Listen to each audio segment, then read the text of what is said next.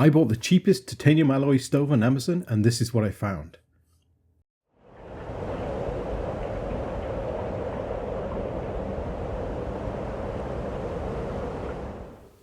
If you'd like to see my detailed setup instructions, please take a look at the link in the description or the card in the top right of this video.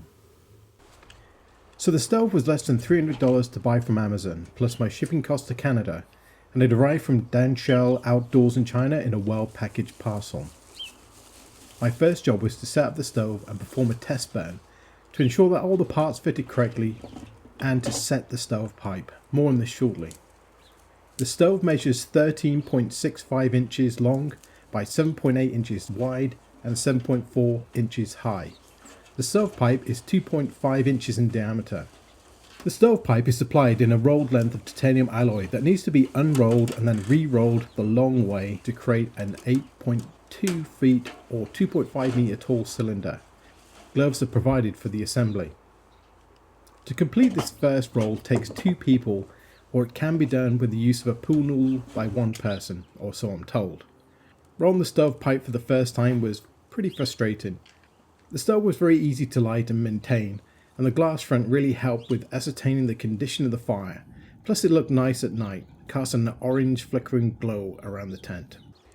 So let me tell you what I didn't like about the stove, then we can get into what I did like. Firstly, I didn't like the stove feet, or the lack thereof. The use of the 4 nailed nuts supplied to act as feet was a poor idea. To consider this stove is going to be used in conditions including snow, the likelihood of the stove sinking on the supplied small feet is highly likely. I did go ahead and print some 3D feet for the stove, and you can see this in my longer video link in the description below. I've also linked the 3D model if you'd like to make some yourself. My other complaint was the damper on the chimney could be better. The sliding gate style works, however a butterfly style damper would be preferable and easier to maintain with gloves on.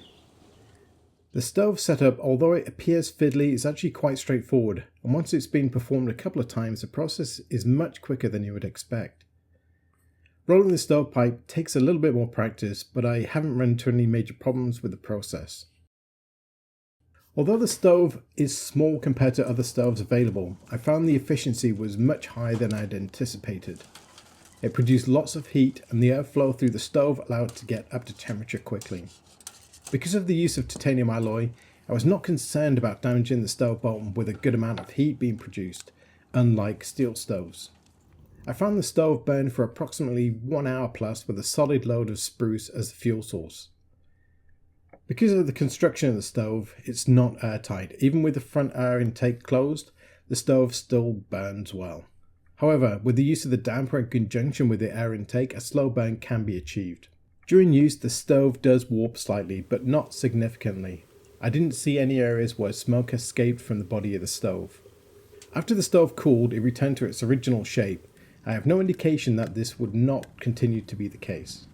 There are other titanium alloy stoves that employ hinge components and clips together to set up. However, these are significantly more expensive but perform essentially the same function. Overall, the stove performed better than expected and was easy to operate. It produced good heat for the size of the unit and especially for the weight at less than 3.55 pounds or 1.61 kilograms, and complements any lightweight tent setup very well. I have no hesitations about recommending the stove to other people, and I'll continue to use it as my lightweight stove option in the future and report back on the longevity of the stove. I hope you enjoyed the video, and until next time, take care. And as always, thank you very much for watching. If you like my videos, leave me a comment, maybe a thumbs up, and don't forget to subscribe.